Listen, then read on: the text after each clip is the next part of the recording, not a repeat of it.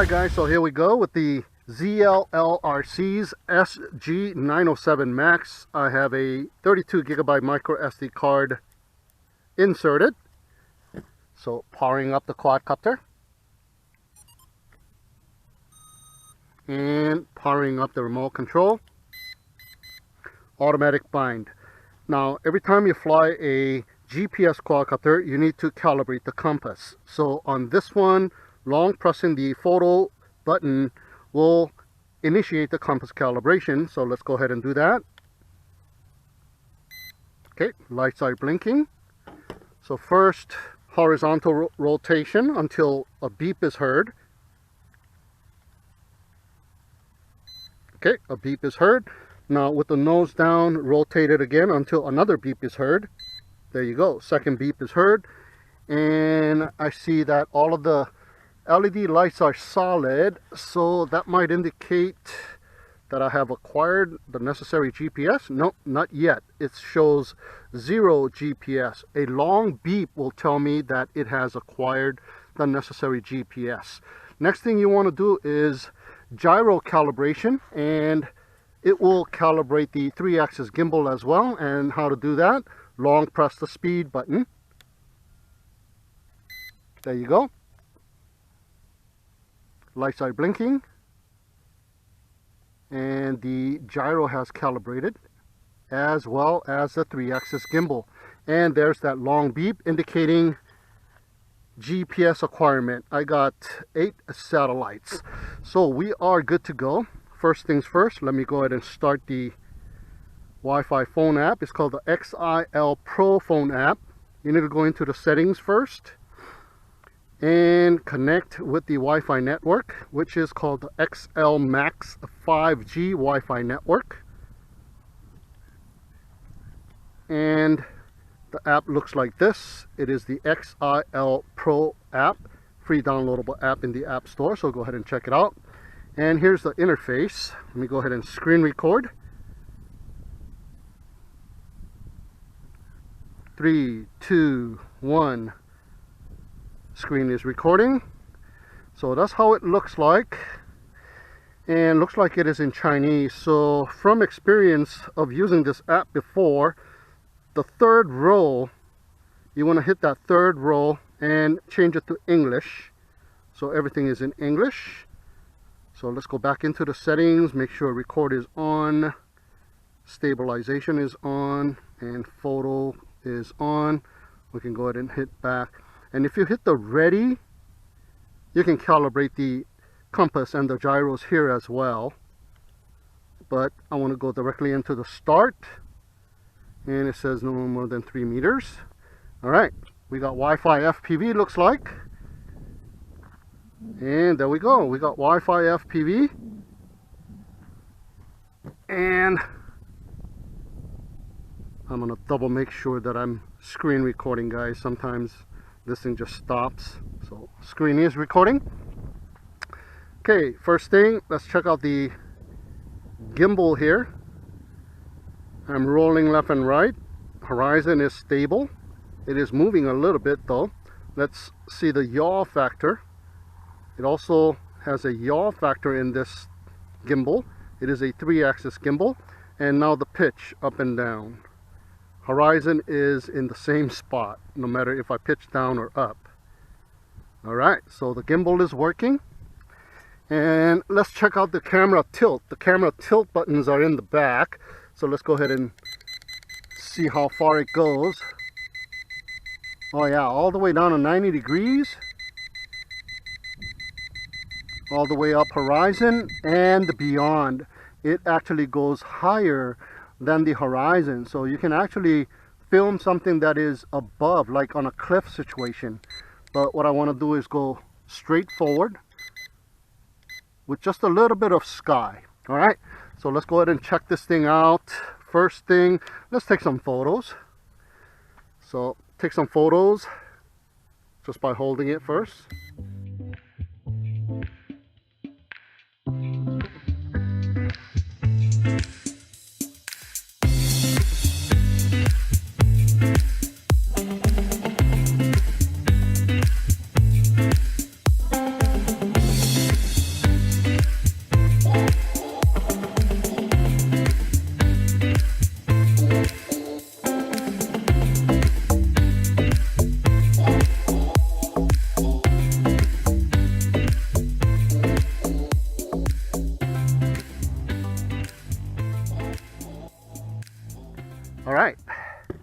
So let's go ahead and press that video button and start taking a video. All right, so let's go ahead and arm it and take off. I believe you have to arm it first. So to arm the quadcopter, bolt sticks to the bottom and in, arms the motors, and do that again. We'll disarm the motors as well as bolt sticks to the bottom and out. There we go. That also arms and disarms the motors. Here's the one key to take off. Let's see if it takes off just by pressing it. Arms the motor and takes off. Nope. So you're going to have to arm the motors first. So arm the motors and then one key to take off. There we go. Okay. It drifted off a little bit and GPS is on. So it's drifting off a little bit.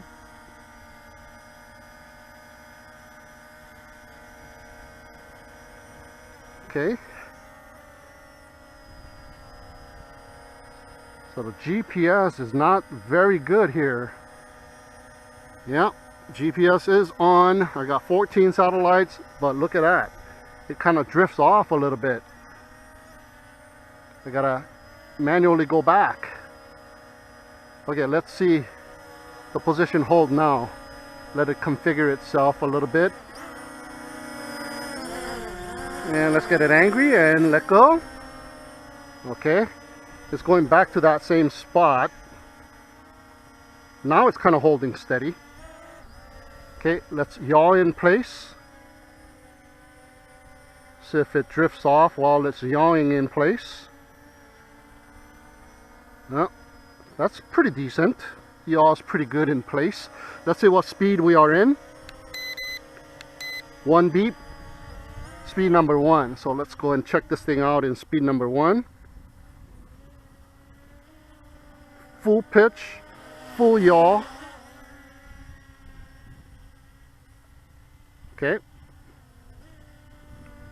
And straight forward. Pitching, turning around.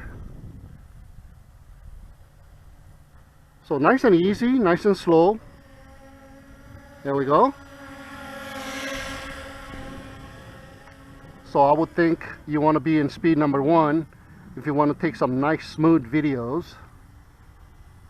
And let's see. Yeah, it looks like it's taking some nice smooth videos.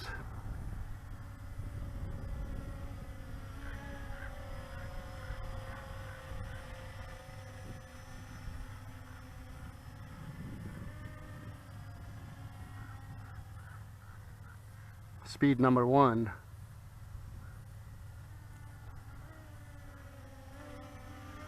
And there we go.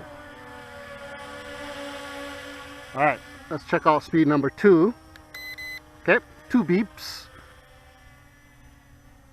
Yeah, I can see it's going a little bit faster now. A little bit more pitch and a little bit more speed. And that is speed number 2. Speed maybe twice as fast as speed number 1.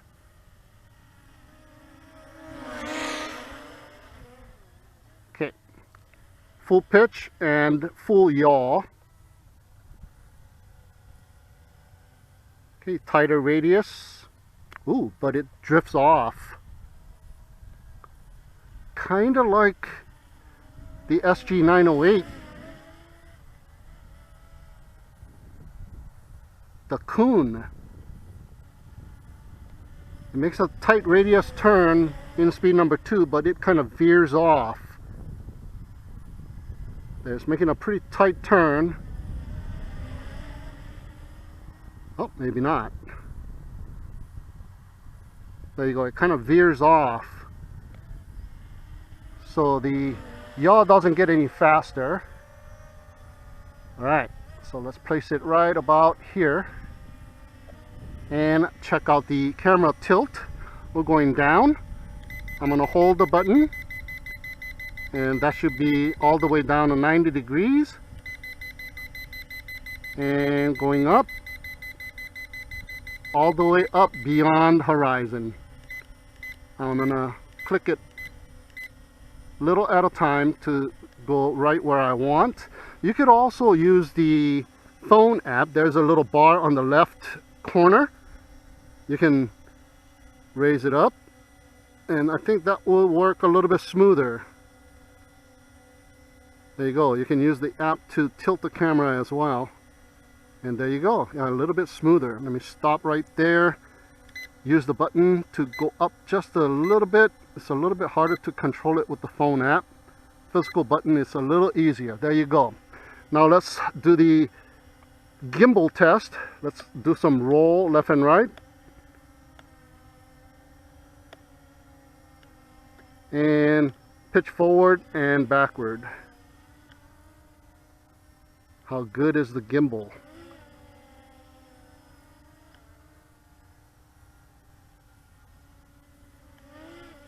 Okay, one more time, do some roll. I do see the video kind of shifting. Okay, and the final yaw factor.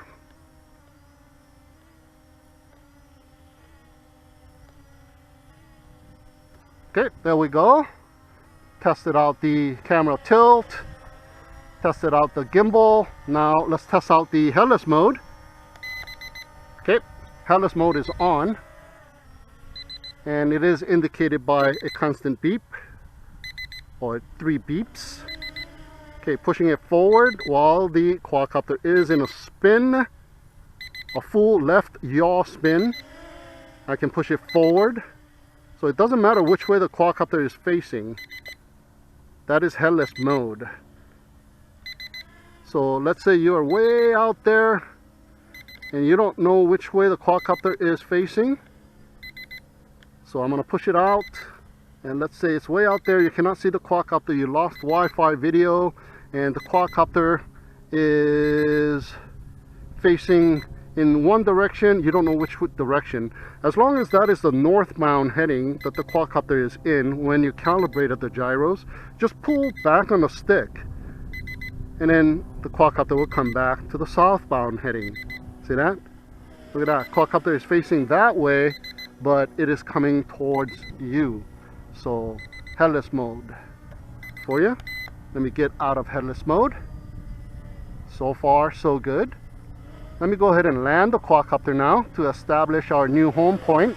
We took off from the table, so I want to take off from the landing pad. So let's use the 1 key to land, and you are still able to direct its path. Oh, and yep, there you go. I missed the landing pad. And the motors turn off. Very nice. So let's place it in the middle of the landing pad. I'm the motors, and 1 key to take off. And let's see where it comes to. It rises up and then it goes back down, and it holds its position. It kind of drifts off though. It doesn't just take off right there and hold its position right there. It kind of drifts off. Okay. Okay, now that we have established our home point, we can test out the return home. I'll push it out right about there, and let's hit this return home button. And it is rising up in altitude right away, and I see the LED light, the tail LED light, pretty bright. Yeah, it's a bright day and I can still see it from this far, so that's nice. So nighttime it'll be really bright. Oh, and it turns around and I can see the white headlights as well, and I can kind of see the lights on the legs. Alright, so it heads back, forward facing, and what does it do now? It's hovering up there.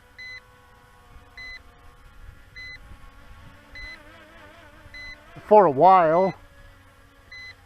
It's not doing anything. Oh, now it turns around.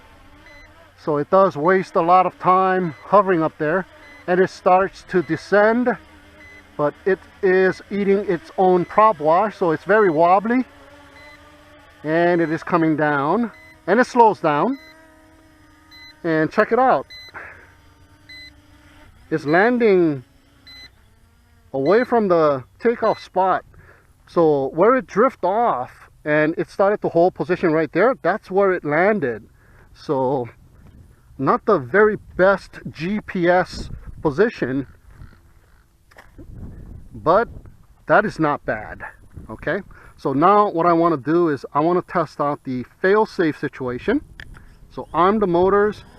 I'm going to just manually take off and let it hover right there. Does it drift off again? Maybe a little bit. So let's push it out. And to do this, I'm going to turn off the remote control. So what I want to do is I want to restart the video. So I'm going to stop the video. And I also want to stop my screen recording to save it. Okay, I'm gonna go ahead and stop my screen recording. So let me go ahead and restart my screen recording. There you go, starting to record, and I'm gonna hit that video button once again so we can check it out. All right, now what I'm going to do is I'm going to turn off the remote control, simulating a loss of connection with the hard remote, and let's see what it does. Doesn't look like it's doing anything. Yeah, as I suspected, this is one of those quadcopters that is still connected to the Wi-Fi phone app, and I believe you can control the quadcopter with the Wi-Fi phone app. So let's see, here's the icon here and brings up the virtual sticks. So let's see if we can fly it with the virtual sticks. Yes, we can. Look at that. So losing connection with the hard remote does not initiate the fail-safe return to home. So you need to lose connection with the Wi-Fi phone app as well. Look at that. I'm able to fly this thing around with the Wi-Fi phone app.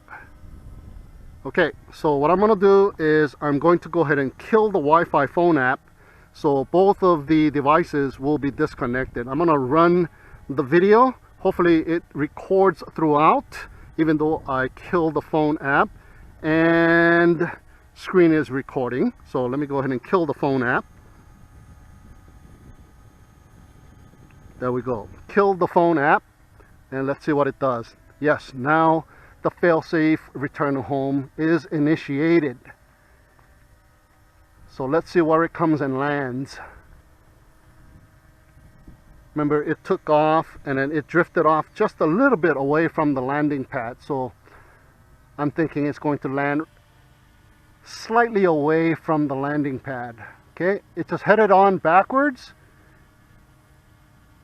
It didn't turn around.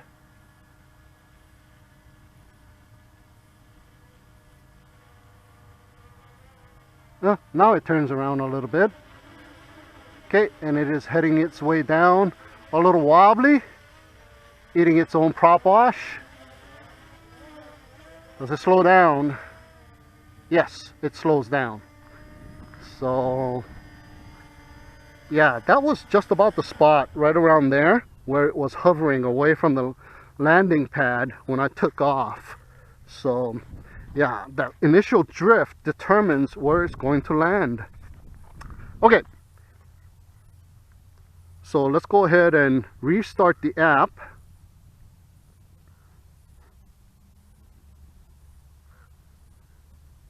Yes, it takes a little while. XL Pro. We hit start and looks like we have reconnected. Yes, we have reconnected. Okay.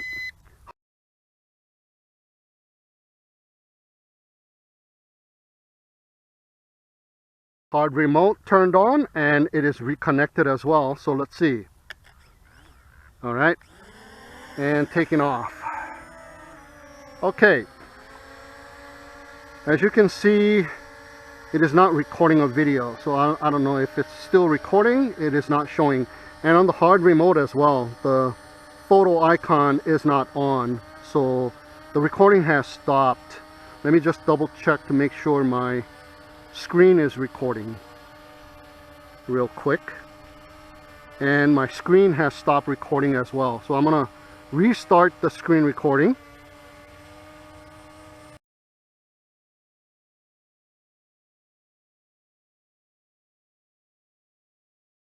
I'm gonna restart the video recording as well. All right. Okay, we are in speed number 2. Let's see what the battery level is. On my remote control, it is showing 2, and on the phone app, it is showing 25%. Ooh. Okay, so let's go ahead and check it out here. There is a low voltage phase 1, which is determined by a 20-meter radius. So we're not in low voltage phase 1 yet. Here we go. I'm just going to push it out and see how far it goes. Yeah, looks like I still got video. I'm continuing to push it. And I don't know where it is. I'm going to raise it up in altitude a little bit. And I can see it's showing a little bit of video. Yep. Continuing to push it. Yep, it is going pretty far. I still got Wi-Fi video. Going to that road. I think it has frozen in time now. Yeah, looks like the video has frozen in time. And it says control something, and there's some red letters. Low power, it says. Okay, so that means the first phase of low voltage return to home has started, and I see a yellow icon and it is coming home. All right, and I can hear some beeping going on.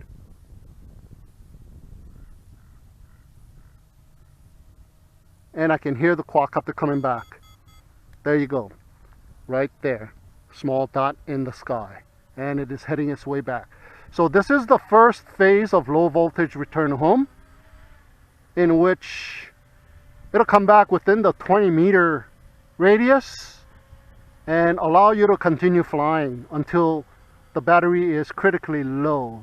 I do not believe it will land at this time, so let's see if it does land.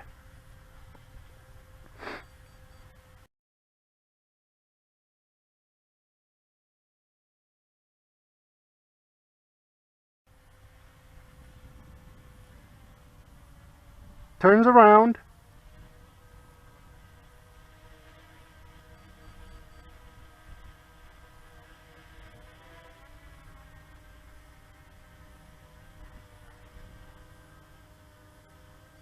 And nope, it is not going to land by itself. So here we go. I'm gonna bring it down manually so it stays inside of that 20-meter radius, and it allows you to still retake control and finish what you were doing. All right, so do we have video? Yes, I still have video. Okay, so you are allowed to still fly around within the 20-meter distance of radius distance. So let's go and push it out. See if there's a geofencing.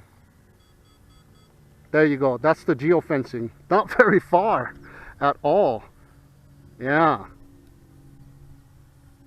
you know, like I always say, I wish we could change that 20-meter parameter of the geofencing, because we are wasting a lot of battery from first phase here until the critical phase.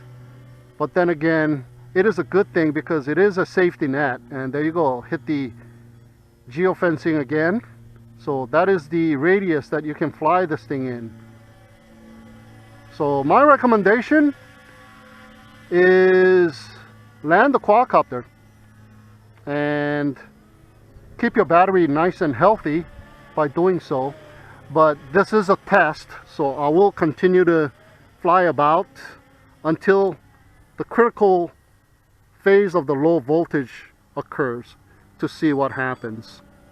Okay, so I'm just gonna fly around in the vicinity here, do some Wi-Fi FPV, I guess.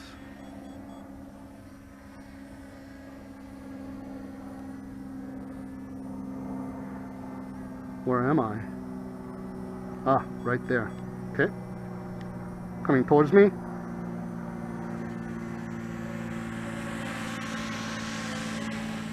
And slowing down, turn around. Oops, let me go backwards. Okay, there I am. We're gonna hit the geo-fencing pretty soon here, and I think I did hit the geo-fencing. Now going forward, looks to be pretty decent, looks to be a pretty smooth video. Okay, let me go all the way until I hit the geo-fencing.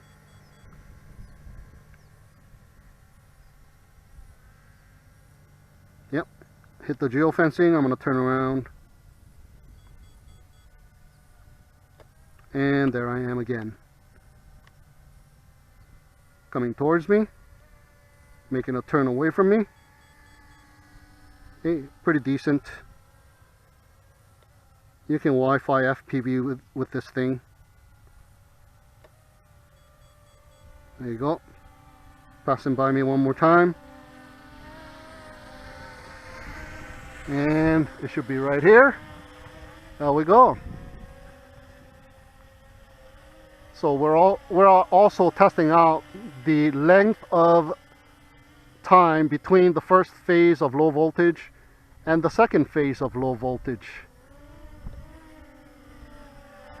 And we're going to see what happens. Does it just land in its spot, or does it actually try to come back and land on the takeoff spot, the home point? So it is unfortunate that you cannot fly beyond the 20-meter radius. And we are wasting a lot of battery in this phase. So the claim, the 25-minute flight time may be true, but a part of it, you are confined to the 20-meter radius. Yep. Remember the Holy Stone HS700E I just done a review on, had a 100-meter radius, and look at that. It suddenly just started to take off, and it is rising up in altitude.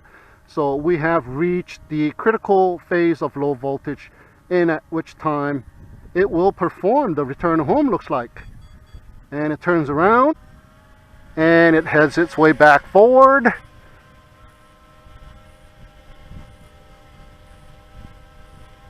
Flight time seemed to be pretty decent. Seems like I've been flying this thing for a while. And it is starting to head its way back down and eating its prop wash. Does it slow down? Yes, it slows down, but the landing pad is over there, so it's going to miss the landing pad by a little bit. And oh, it just dropped to the ground. Did you see that? Oh, good thing it wasn't concrete or anything like that. So be careful with the critical low voltage return home.